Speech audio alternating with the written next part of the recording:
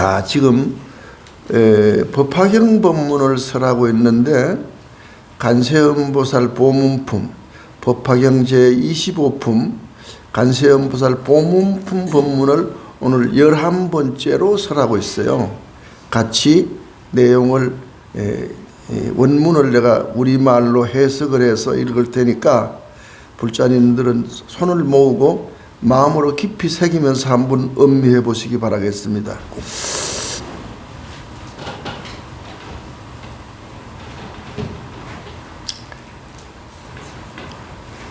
무진이 보살이 부처님께 여쭈었다. 관세음 보살은 중생을 제도하기 위하여 어떠한 방편을 취하시고 어떻게 설법하시나이까라는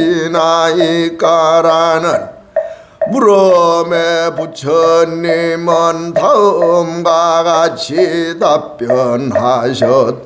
관세음보살은 중생을 제도하는 방편으로 왕의 몸을 나타내어 법을 말하고 장장의 몸을 나타내어 법을 말하며 거사의 몸을 나타내어 법을 말하며 재상의 몸을 나타내어 법을 설하며 비구비구니 우바세 우바의 몸을 나타내어 법을 설하며 장자와 그사 재상 바라모인의 몸을 나타내어 법을 설하며 동남동여의 몸을 나타내어 법을 설하고 중생을 제도하시느니라나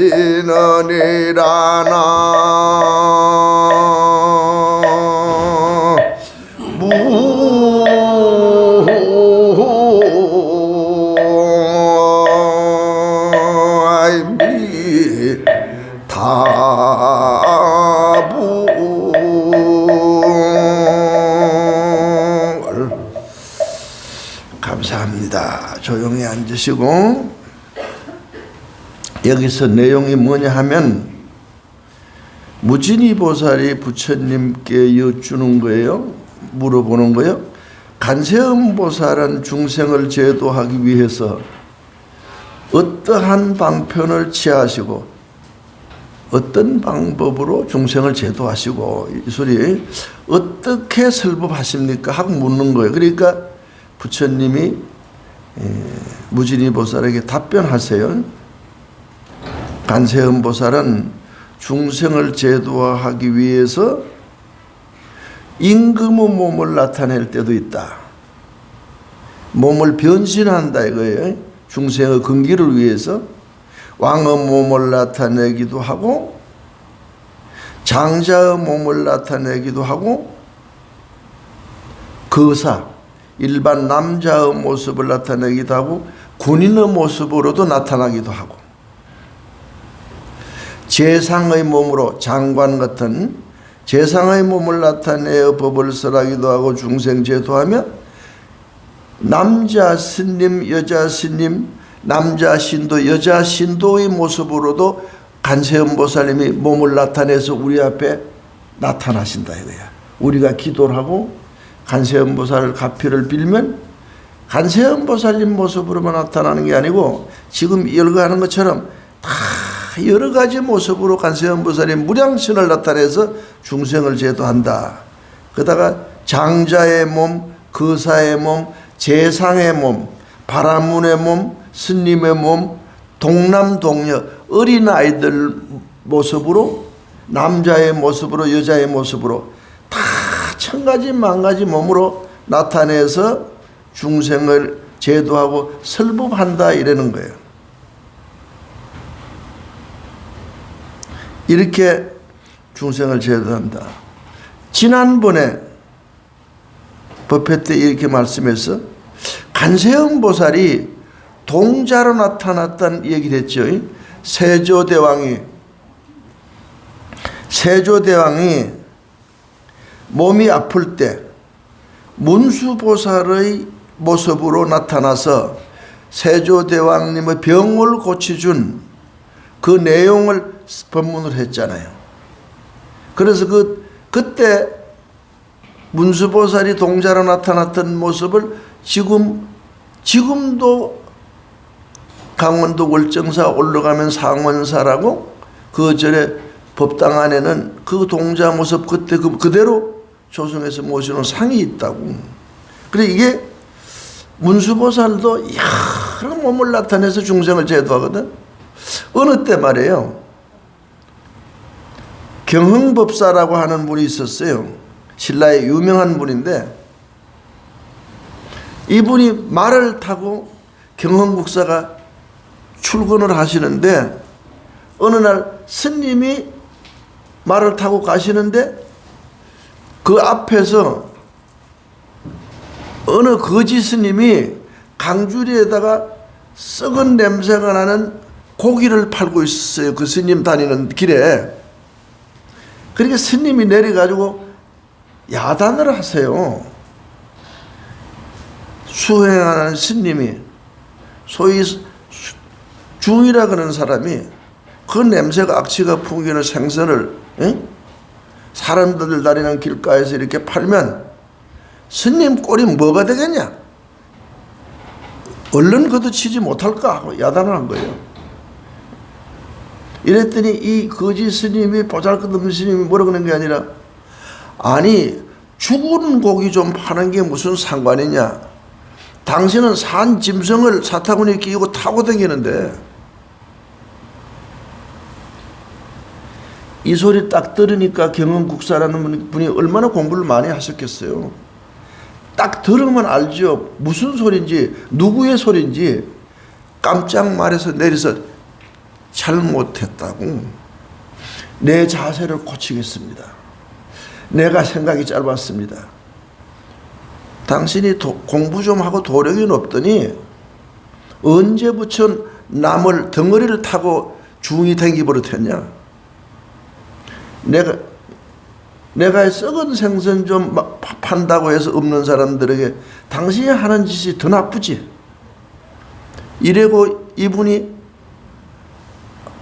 생선을 팔던 강주리를 던지니까 청사자가 되더라는 거예요.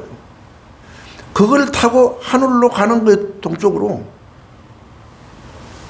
그래서 이 경흥국사가 따라갔다는 거예요. 따라가서 보니까 어느 절 암자로 들어가는데 암자 법당으로 들어가는데 가보니까 거기에 있는 관세음 보살이더라는 거예요. 강주리를 안고 앉아있더라는 거예요. 금방 들어가는데 그때 깜짝 놀란 거죠. 그래서 그 뒤부터는 이 경흥국사가 절대로 말을 타지 않았다 이러는 거예요.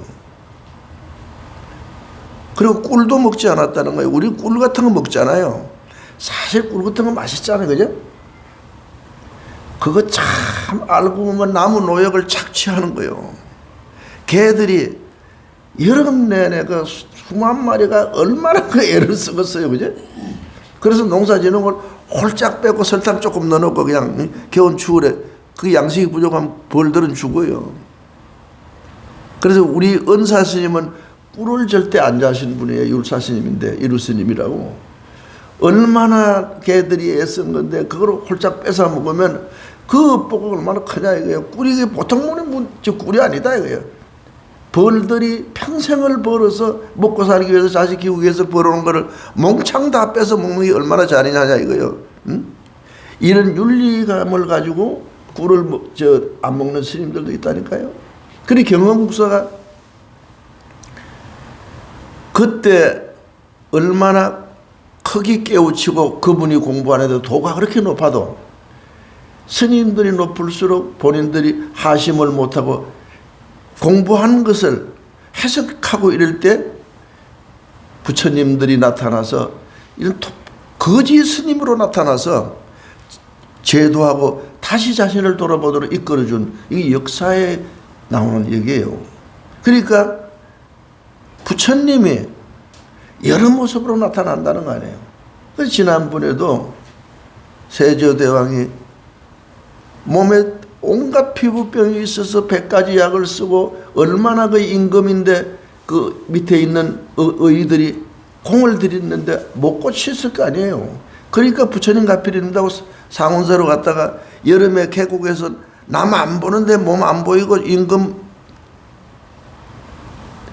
부시럼 입고 한 걸 보면 그것도 흠이잖아요. 애를 쓰고 있는데 그 동자가 지나가는데 씻어달라고 씻어줬거든. 그때 몸을 씻어서 세조대왕의 덩창이고 온 몸에 피부병이 나왔는데 그 나타났던 동자가 문수보살이라는 거 아니에요. 이 경흥국사 앞에 났던 것도 문수보살이거든. 뭐 간세음보살이나 문수보살이나 거기서 거기지 뭐 특별히 다 서가모니 부처님 화연이니까요. 이렇게 간세음보살이 여러 가지 몸으로 중생들을 다 근기에 맞게 깨우칠 땐 깨우치고 야단할 땐 야단하고, 지난번에 그랬잖아요. 절복하고 섭수한다고. 이쁜 사람은 끝없이 입에서 끌어안고 말 안 듣고 나쁜 놈들은 철퇴를 내린다 이거예요. 부처님이 그래서 혹자 혹이 그잖아요. 어떨 땐 모습이 자비하고 어떨 때는 무섭다. 혹이 위험스럽다 이거예요. 위를 갖춘다 이거예요. 이렇게 부처님이 여러 모습으로 중생제도리에서 방편으로 몸을 나타낸다. 부처님이 무진이보살에게 이렇게 얘기하는 거예요. 그래서 여러분들이 간세음보살을 불러서 좋은 의사를 만나서 병을 고칠 때는 의사 자체가 간세음보살이 되어서 오신다는 거예요. 응? 기도를 열심히 하면 아들이, 손자가 간세음보살이 된다는 거예요. 가필 입어서. 그 가필을 그냥 손자고 아들이고 남편이 간세음보살이 돼서 화연한다는 거예요. 간세음보살처럼 남편이 되고 손자가 간세음보살처럼 되면 얼마나 훌륭하게 되겠어요. 기도는 바로 그렇게 나타난다는 거 아니에요, 여기서. 그래서 여기서 이 얘기가 세조대왕이, 문수보살이 세조대왕으로 동자로 나타나는데, 이 세조대왕은 뭘 했냐? 아버지 세종대왕의 명을 받아서 석보상절이라는 것을 썼잖아요. 석보상절이 뭐냐? 부처님 공덕을 찬양하는 음악이에요. 500수로 된 음악이에요. 이게 요즘으로 말하면 세계적인 오페라에 속한다는 거 아니에요. 석보상절이 세계적인 오페라 곡이라는 거예요. 지금 아주 유명한 노래예요. 부처님 공덕을 찬양하는. 그렇게 불교 음악이 부처님 당시부터 있었으니 지금 이분들 합창단 노래 부르는 걸 보면 기독교보다 더 오래된 불교 음악이 오래된 거예요. 뿌리가. 부처님 당시부터니까요. 응? 부처님이 오늘 저 설법하면 총무가 노래 부르십시오 이러잖아요. 응?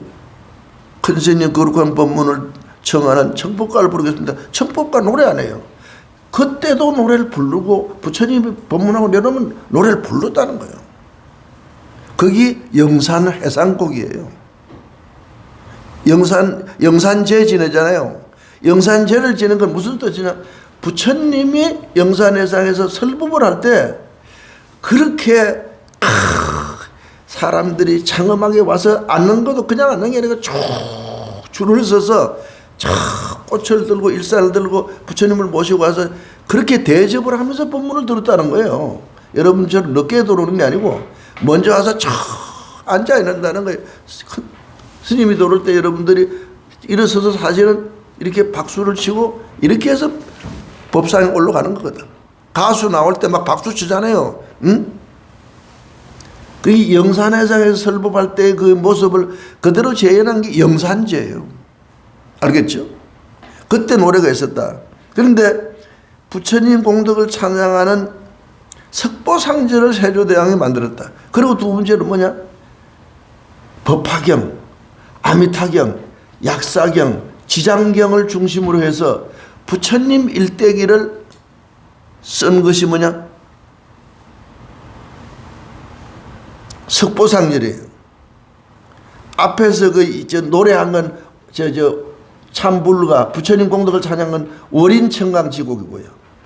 내가 좀 말을 좀 바꾸어서 했는데 월인청강지곡이 부처님 공덕을 찬양하는 500수로 된 노래예요. 그런데 석보상절은 법화경, 지장경, 약사경, 아미타경 이 경전을 중심으로 부처님 일대기를 쓴 거예요. 그런데 우리나라 최초로 한글로 쓴 거예요. 이게 최초 한글경에 이게 석보상절이에요.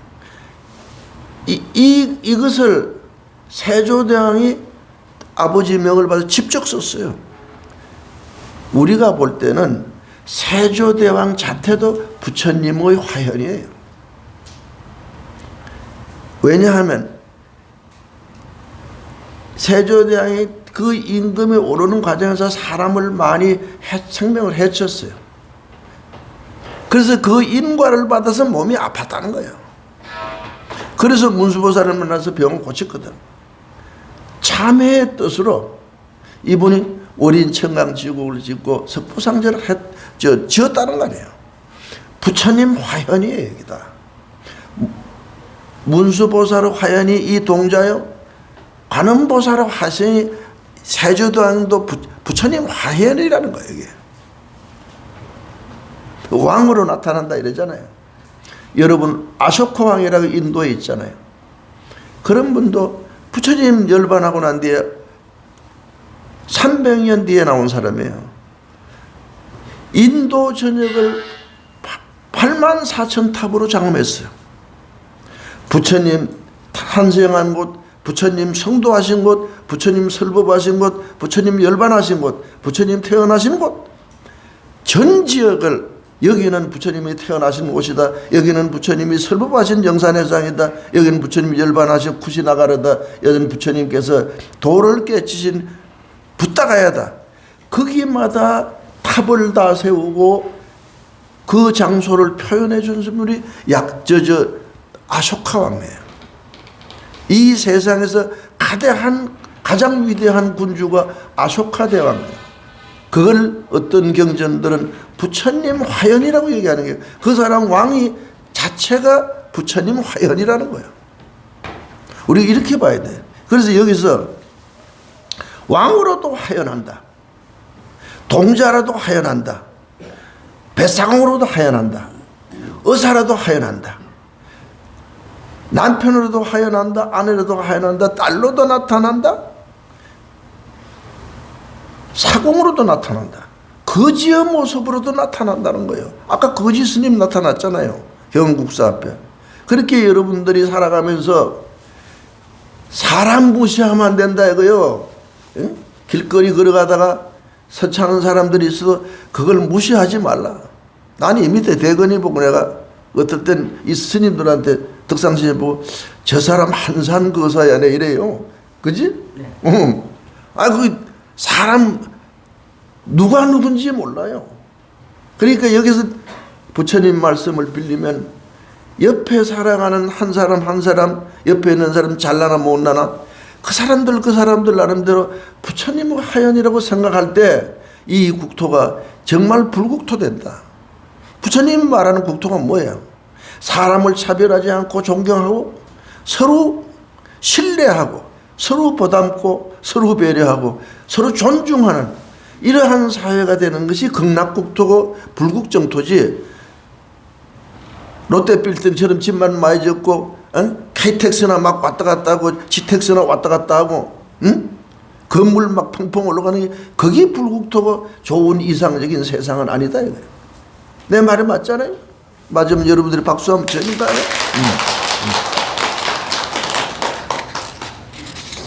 내가 우리 노건 원장은 알 거예요.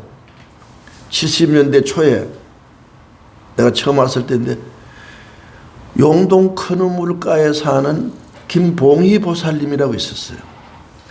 이 보살님이 진갑이 어머니예요. 아들이 진갑인데 진갑이 어머니인데 그분이 췌장암이 걸렸어. 그래서 병원에서 더 이상 고치지 못한다는 사형 선고가 내렸어. 이래서 어떻게 나를 알게 돼서 이래서 내가 병을 고치려면 맑은 공기도 마시고 우리 약수가 좋으니까 우리 절 밑으로 와라 그래서 이 밑으로 왔어요. 지금 이 쉼터인데 거기에 와서 사시는데 부처님 앞에 왔으니까 당신이 사는 길은 기도하는 길밖에 없다. 근데 이 보살님이 제일 좋아하는 기도가 뭐냐면 산신기도예요. 내가 그다 간암기도를 시키든가 약사일의 기도를 시켜도 소용이 없어.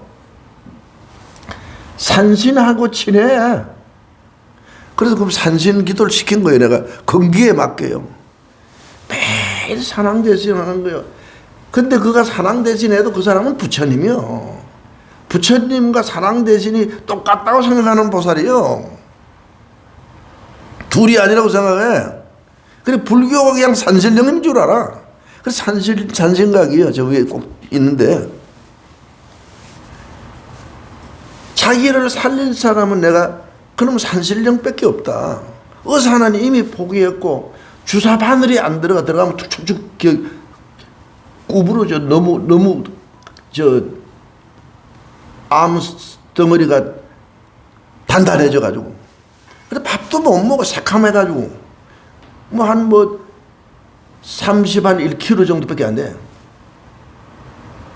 그래서 내가 산신기도를 해라. 영감님이 힘이 좋아. 매일 업어다가 산신가에 갖다 놨다가 오후에 업고 내려가고 점심에 업고 내려가고 점심 먹고 갖다 놓으면 또 저녁에 업고 내려가고 이러는 거예요.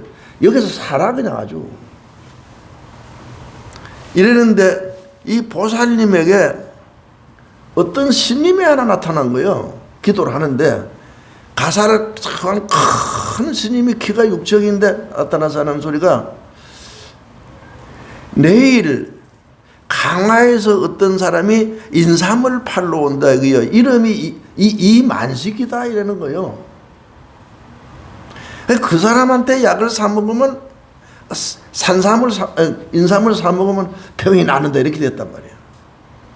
그러니까 이 보살이 그 소리를 듣고 기도라고 이러면서 나한테 그러는 거예요. 아이 산신가에서 큰 스님을 만났는데 우리 스님이 아니고 우리 스님보다 키가 훨씬 크다 이거요.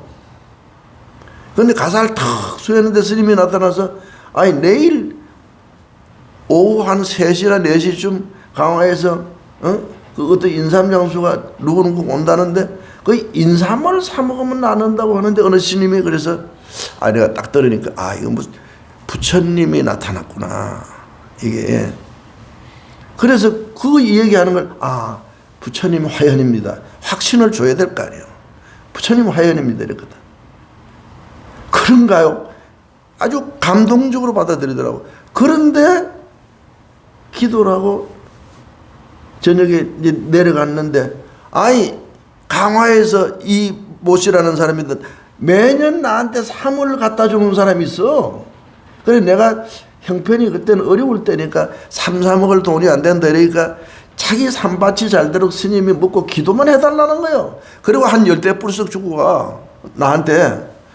그러는데 너무 많다. 그래서 난 한 7뿌리만 먹고 나머지는 어디 갖다 팔아라 했더니 내려가다가 그 집에 돌려가지고 삼 사지 않겠냐 이렇게 된 거예요. 이렇게 딱 맞잖아요. 성이 뭐냐고 이가라 그래가지고 어디서 왔냐 강화도 왔다가 이러거든. 그 스님이 얘기한 대로 딱 맞는 거예요. 그럼 내가 다 사겠다 그래가지고 내가 한 11뿌리 사고 나머지를 샀다고. 그래서 3월 달에서 먹는데 암 환자가 삼 먹어도 안 돼요. 소화가 안 돼. 그런데 먹는데 시원하게 대소변이 나오기 시작하는 거예요. 먹고. 그걸 막 한 일주일 동안 그걸 따라서 먹는 거예요. 하루 하나씩 귀하게. 그래고 나서부터 병이 나기 시작했는데 한 2달인가 2달 반 또 있다가 병원을 갔더니 밥도 먹고 기운도 나고 피부도 부옇게 좋아지기 시작해서 병원에 가니까 병이 싹 다 없어졌다는 거예요. 이러고 나서 여기서 7년 동안 살았어요. 그리고 그 보살님이 인도한 사람들이 답동으로 영화 빼있더니 우리 옛날 합창단 시작할 때 주안에 이창봉 보살님이라고 합창하던 그 집에 그 사람들이 다 이 일행들이에요.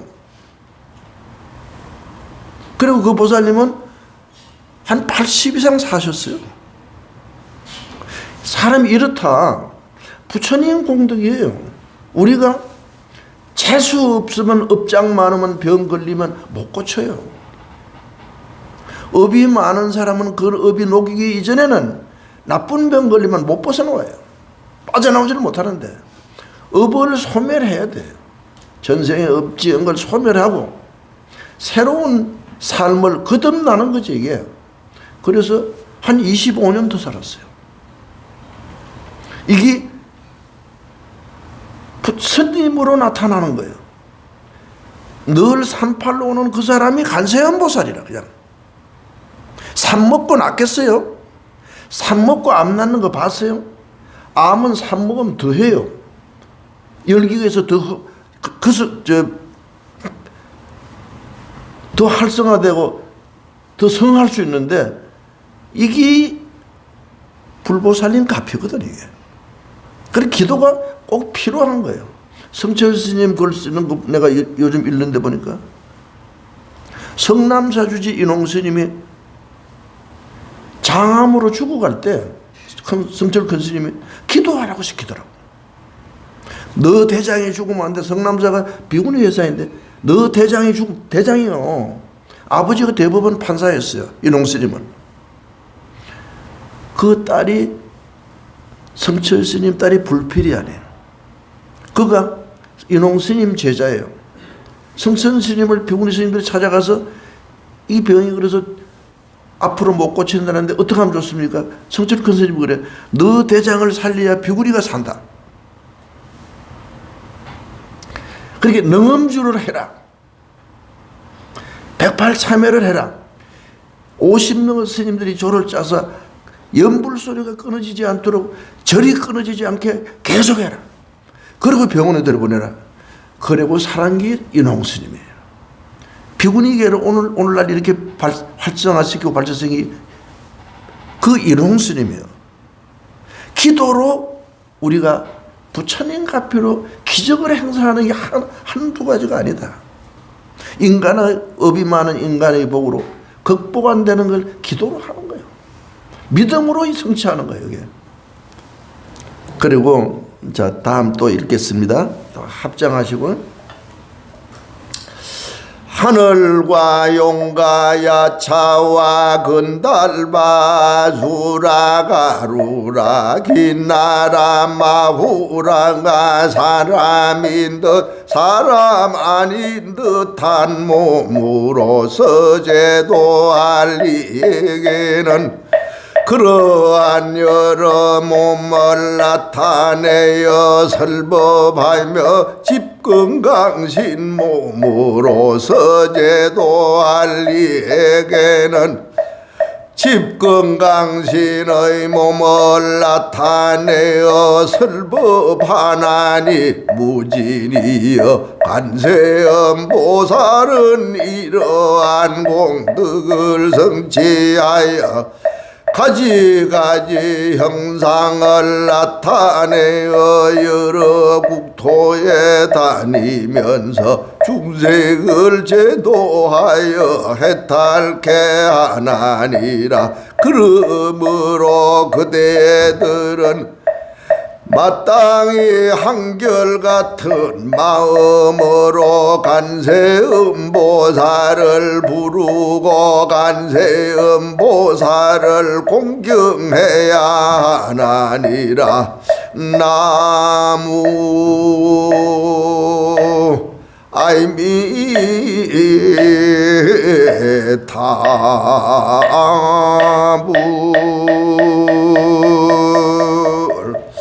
내가 말하는 이해하시지요 여러분들이? 또 여기서 간세음보살은 하늘에 있는 용의 모습으로 나타난다. 용 타고 계시잖아요. 용의 모습으로 나타난다. 용이 바다에서는 최고 왕이 용왕이에요. 그리고 야차 귀신들 귀신왕이죠. 근달바 노래 잘하는 신이에요. 노래 잘하는 신. 건달바로도 나타나고, 그렇게 우리 절에 와서 막 노래 막 춤 잘 추고 노래 잘하고, 요즘 막 다현이 같은 애들 그 사실 건달바 출신 아니에요? 그게? 예? 예? 15살 먹이게 노래 그렇게 잘하면 건달바 출신이, 그죠? 이 전 세계 노래 잘하던 사람들이 다시 태어난 거예요. 응? 그러니까 이제 아수라, 가루라, 긴나라는 이거 하늘의 신들이에요. 마후라가 야차왕, 함경에 나오죠, 그죠? 실제로 있는 부처님이 저 말씀하는 모든 하늘의 신들을 얘기해요. 사람, 또 사람 아닌 사람 형상을 하고 있는 사람 비슷한 게 많다는 거예요. 사람과 사람 아닌 듯한 모습으로 제도할 이에게는 사람 아닌 몸으로, 사람과 비슷한 몸으로 나타나서 중생을 제도한다. 여러분들 기도하다 보면 어떨 땐 꿈에도 막 형상이 사람인데 막 다른 걸로 변하는 수도 있고, 가까운 사람의 모습으로 어머니로 나타났다가 막 친구로 나타나고 막 이러기도 하잖아요. 여기도 그렇게 관세음보살이 여러 몸을 나타내서 중생을 제도한다는 거예요. 그러한 여러 몸을 나타내서 설법하고, 건강신의 몸으로도, 집 건강신, 저 건강신 있잖아요. 무서운 칼을 들고 막 이렇게 나쁜 사람들, 건강한 중생들, 못된 사람들은 그냥 집 건강신, 무서운 철퇴를 들고 나타나서 중생을 제도하기도 한다 하고, 말 안 들으면 막 혼을 내서 설법하기도 한다 이게. 무진이여 관세음보살은 이러한 여러 가지 모습으로 나타나서 중생의 공덕을 가지가지를 다 성취하도록 여러 형상을 나타내고, 여러 국토를 댕기고 여러 중생들이 있는 것을 곳곳을 다 찾아댕기고 찾아내서 중생을 제도한다. 그러므로 여러분들은 관세음보살을 부르고 관세음보살을 공경하고 관세음보살을 받들어야 된다. 부처님이 이러시는 거예요. 이 법화경에서 하는 얘기거든요. 그래서 위에서 부처님이 설법하신 바와 같이 관세음보살은 천신이나 사람이나 임금이나 아수라나 귀신이나 용이나 막 여러 가지 팔부건강신장 모습으로 여러 가지 모습으로 또 막 축생의 모습으로도 나타난다. 관세음보살님이 천수신경 읽다 보면 42수 관세음보살을 보면 마두 관세음보살이 있어요. 말로도 나타나는 수도 있어요. 말로도. 응? 사자로도 나타나잖아요. 문수보현은 사자와 코끼리로 나타나시잖아요. 문수보현보살은 꼭 사자와 코끼리를 타고 계세요. 그러니까 여러 몸으로 나타난다 이거예요. 병의 뿌리를 뽑으려면 관세음보살을 불러라. 그러면서 요만한 책을 하나 주는데 보니 이게 보문품이더라는 거예요. 이 병을 고치고 병으로부터 새 사람으로 거듭나려면 관세음보살을 불러라. 이 경을 외우라. 관세음보살이 이 경이고 이 경이 관세음보살이다. 그래야 세상 사람들에게 존경받고 어디 가도 네가 살 자리가 있다. 그렇습니다. 그래서 보문품을 읽기 시작했다는 거예요. 몇 따라 읽었더니 스님이 또 왔더라는 거예요. 그래, 이제 공부를 할 마침하고 기도를 할 마침하고 관세음보살 부를 마침 열심히 했구나. 온몸에 관세음보살님이 그냥 배어있다 이러더라는 거예요. 얼마나 열심히 했겠어요. 혼자 외롭게 있으면. 그러니까 우리가 어려운 것을, 우리가 살아가면 어려운 것을 어렵다고만 생각하기 아니고 어려울 때 나를 더 심화시키고 더 발전시키는 계기로 만들 수도 있어요. 슬기로운 사람은 그 실패를 더 크게 되는 대로 도약시키는 계기로 삼는 사람이 있어요. 슬기롭지 못하고 신앙이 없는 사람은 어려움이 있을 때 좌절하고 완전히 나락으로 떨어지는 사람도 있고, 어떤 사람은 어려움이 있을 때 그 어려움을 딛고 일어서서 더 크게 만드는 사람도 있어요. 그러니까 성공이라 그런 거는 자기의 설기와 자기의 용기와 자기 지혜에 있는 거예요. 여러분이 살아가는 것도. 그래서 이 기도를 열심히 해서 자기가 심화되는 더 크게 되는 계기로 삼는 거예요. 기도를 열심히 했는데 업장도섬을 하고 네가 복이 본문품을 입고 간세음 보살이 됐다 이거예요. 그러니 저 건너가면 한 산 밑에 한 50m에서 가면 우측으로서 우물이 하나 있다 이거야. 그거 갔더니 우물이 있더라는 거예요. 그 우물에 가서 그 물에 모여가라고 그 우물을 먹으면 이제는 병고를 다 벗어날 거다. 수고했다. 기도 잘했다 이러더라는 거예요. 그 스님이 가시고 그 우물을 찾아가니까 우물이 있더라는 거예요. 거기서 모욕을 먹고 또 저 영주에 가면 저 봉화에 가면 약수터가 하나 있어 먹고 그걸로 뭐 또 모욕하고 이러더라고. 그러니까 우리 노건 어떤 사람 그거 가서 두드리고 없어지더라고. 그 간세음 보살 셈이요 그게 또. 그렇게 병을 기적처럼 의학을 사용하지 않고 부처님 기도와 그 어려운 지경에서 자기가 참 자기 스스로 업보를 붓고 병고를 치료한 얘기인데 그래서 집으로 돌아왔어요. 돌아오니까 가족들이 깜짝 놀랄 거 아니야. 어떻게 해서 병을 고치냐. 호롤단신 외로운 토굴에 깊은 산 침산에 갖다 놓고 죽은 사람이나 다름없이 갖다 버린 게 병이 다 나서 돌아왔으니까 부모고 가족들이고 이웃들이 어떻게 해서 고치냐 그럴 거 아니야. 그래 본인이 그러는 거예요. 결국은 알고 보니까 그 스님이 다 보문품을 이렇게 하고 간세음 보살을 부르기 위해서 그 위실력으로 알고 보니까 사슴도 그 찾아온 사슴도 내 기도의 덕분으로 다 보살 화신이 왔다라는 거예요. 간세음 보살을 부르고 보문품을 부른 공덕으로 병이 나았다 이거예요. 이러고 나서 사람들이 다 그 말을 듣고 간세음 보살을 부르고 간세음 보살님을 신앙하는 사람들이 그렇게 막 늘어났다는 거예요 이게. 그런데 이 경전의 얘기는 뒤에 얘기하기를 그 사슴이 간세음 보살이다 이거예요. 그 나타났던 스님은 문수보살이다 이거죠. 그리고 우리가 여기서 말하잖아요. 자꾸 우리가 기도할 때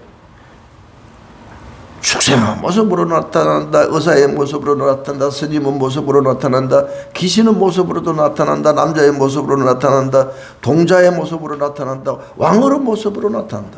우리가 일생을 살아가면서 기도하면서 어려울 때 여러분 옆에 나타나고 좋을 때 나타나는 모든 사람들이 다 관세음보살 화신이라고 생각하고 부처님 화연이라고 생각하면서 신앙을 해야 된다는 것을 여기서 부처님이 무진인보살한테 얘기하는데 법륜스님이 여러분에게 그걸 전해드리는 겁니다. 감사합니다.